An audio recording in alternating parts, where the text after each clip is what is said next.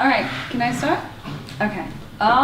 Yeah, hey guys, my name is Katharina Ziolkowski and I'm a student of Applied Informatics in Duisburg, and yeah, with a special love for video games.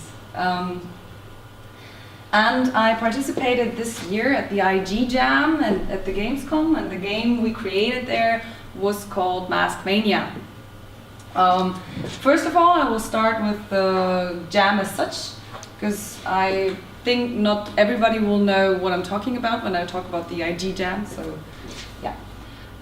So the jam is, as it's called, it's IG Jam, and the name derives from InnoGames, which is a company in Hamburg which produces games. And they are doing this for a couple of years now, but this was the first time that they actually went to the Gamescom and did it there. Before that was always part of the Play Festival in Hamburg and at their headquarters in Hamburg. So yeah, it was at the Gamescom and during that jam we had 48 hours to produce a new game. And yeah, overall we had 180 participants from 27 different countries, which was quite cool, and which you will see later, which made a real impact on our team, especially too, because our team was very international. So yeah, that happened. The title of the IG Jam, or the topic which we had to produce games to, was masks, which was quite cool. So we made some kind of concept art for our game, which we later didn't use in the game as such, but it was like first playing around with the title. Yeah, and the organizers even did a video about the jam itself, which I want to present to you because it's quite cool and it shows our work there very nicely. I just need to put on the sound on the laptop. Come on. Alright, I hope it's loud enough. If not, you can watch it later at my...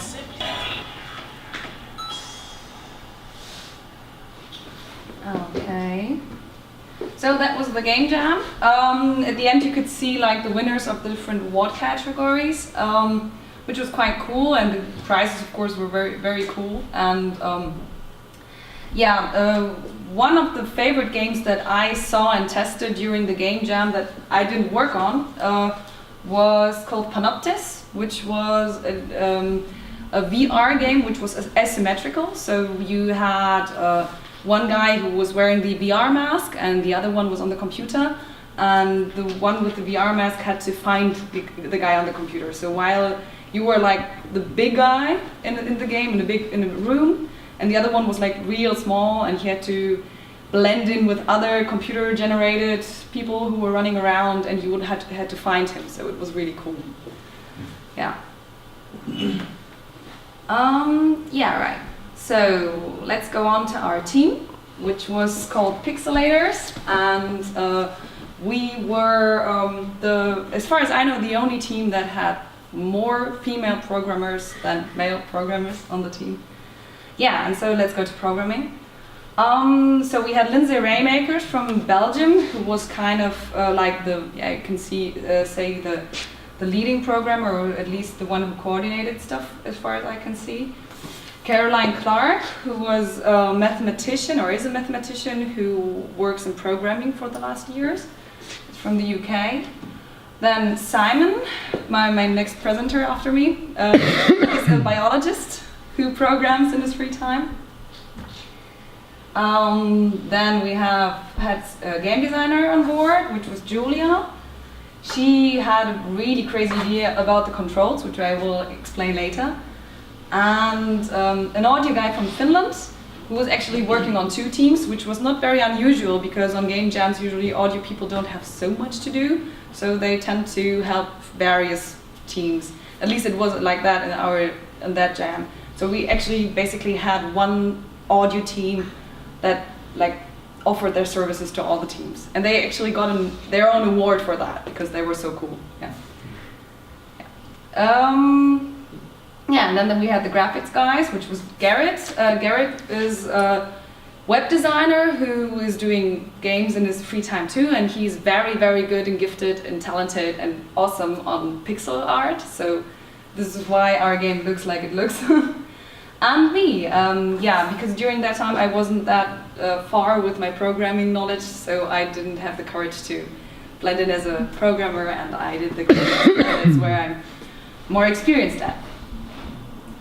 Yeah, so I did everything, like all the backgrounds. That is from me, for example. I did all the backgrounds and everything that was basically not generally pixel art. Our game is an arena 2D local multiplayer game where it's about last man standing, and it's of course with brilliant, vibrant pixel art, which is really, really cool. Yeah, in our game, because the title was masks and it's about masks, so you could like pick up masks as items and get special abilities. Yeah. And we have a game trailer actually, which Eric did. Like in 15 minutes, it was like so great. Okay. Yeah, and as I said, there was a bit about the controls that were a little bit special because our game designer had a makey set. I don't know, does somebody know makey-makeys? Can you explain? Sure. So makey-makeys are it's basically a little chipset that you can connect to almost anything that transfers electricity. So you can plug your makey-makey into a banana and then use the banana as button. Yeah, exactly. This is what we did during the game jam. We all got like such nice little merchandise bags, and in these bags, everyone had like a game developer, a bath duck, rubber duck, and Juliet collected all of them from us and made the special ability button on the ducks. So it was really funny because people actually had to get loose of the controller they were, holding in their hands and press on that duck to activate the special ability. Yeah. Yeah, so I will show you the game now. I hope it works. Unfortunately, I only have the WebGL version here, which is kind of a little bit buggy, but it will work so far to show you features. Oh, where is your browser, Alex?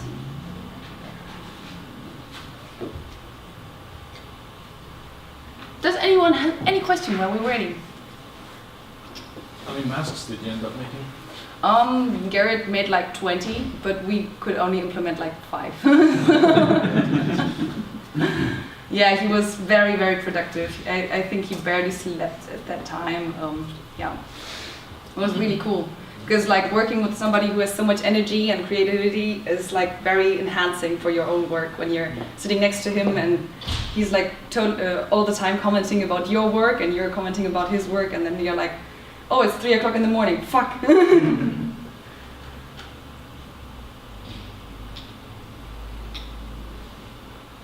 Yeah.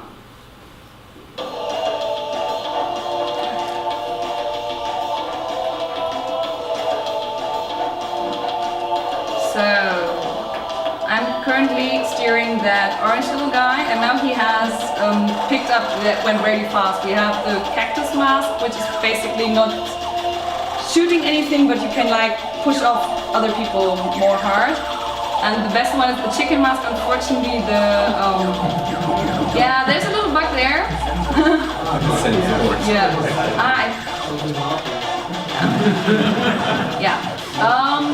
We have the bomb mask, which is placing bombs, which you can like use to, shoot yourself off the edge. And the chicken mask is shooting eggs to your behind. Yeah.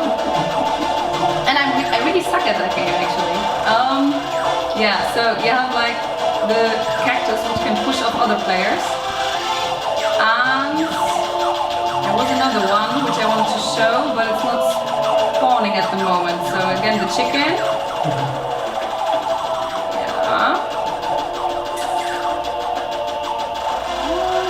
Bombs. And that didn't happen before. Never. So this is basically the whole game. We programmed this so it only So it only works on local multiplayer at the moment with 4 different controls, so 2 Microsoft gamepads and 2 on the keyboard. I will set it all up on the tables in a moment, and then you can come on and check it out. I will be only here until 16 o'clock because then I have to rush off to work. But yeah, if you have any questions or if you want to just try the game, just come over. Yeah, and I will finish my presentation. If you have no further questions.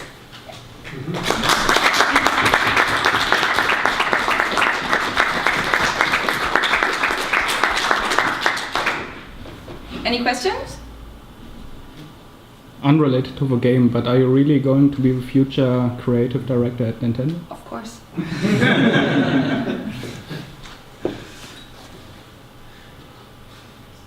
President of the United States.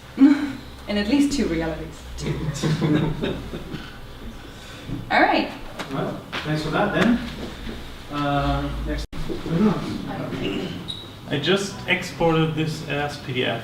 Therefore, the YouTube videos will not work, but that doesn't matter.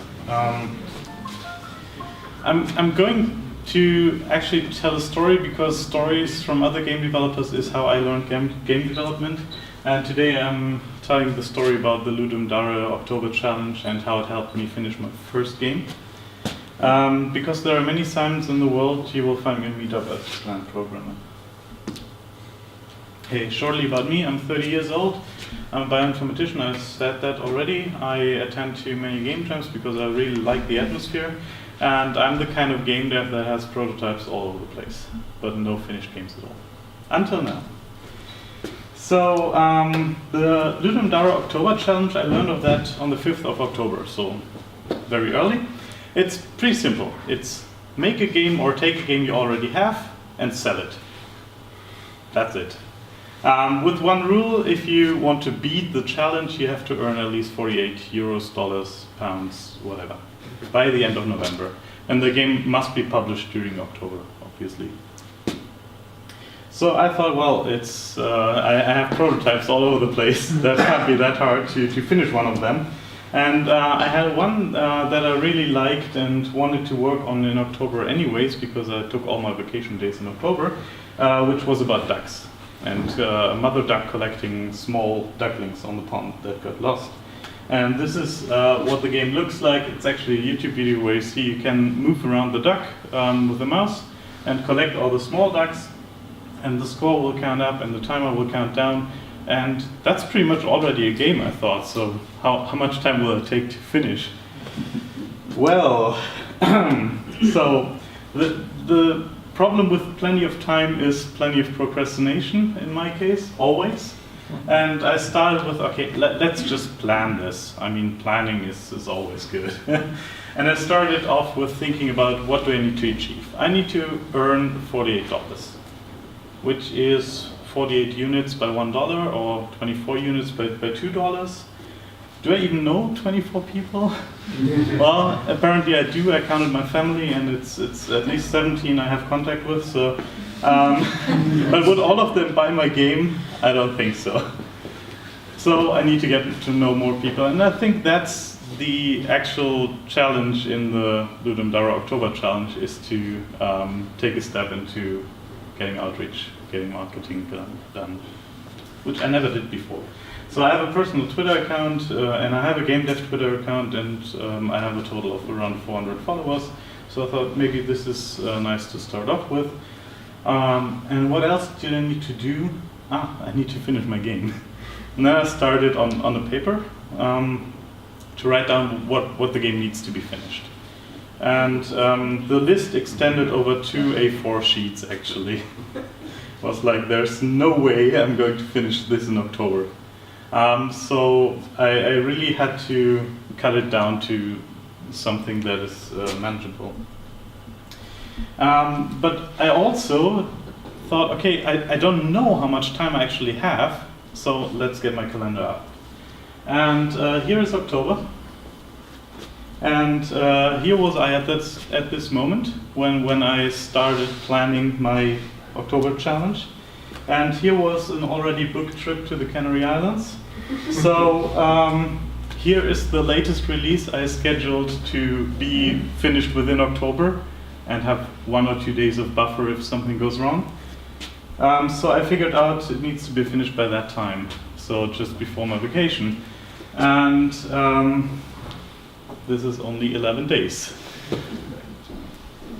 I looked at these 2 sheets of A4 paper with all the features I need to implement and all the graphics that need to be produced, and I was like, okay, this is not working. And I think this was the hardest part of the whole challenge, to cross out all the nice features I know and love, and really cut it down to some minimum fun to play game that can be finished within 11 days. Well, and then there was marketing. So I have no experience with that at all. The only thing I know from other people is start as early as possible, and you will start too late already. So I thought, okay, let's just do it. Create a Facebook page, create the itch.io account where I will host the game, and try to feed the people with some screenshots from development and tease them to the game. But I have no idea how to art. I cannot tease them with my programmer art, right?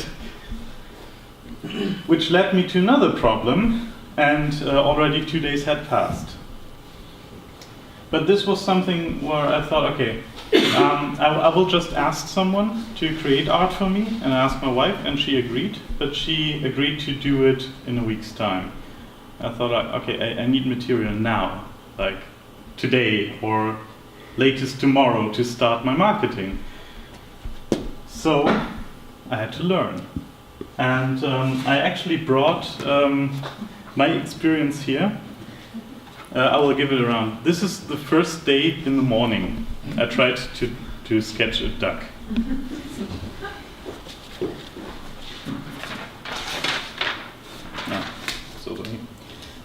This is the first day in the noon where I really progressed on being able to draw ducks. But that's not all. Then I tried some crocodiles as well. Could you help more high, please? Oh, sure. Yeah, great. So these were the ducks. I'll give it around in a second. And by the end of the day, I was finished with this.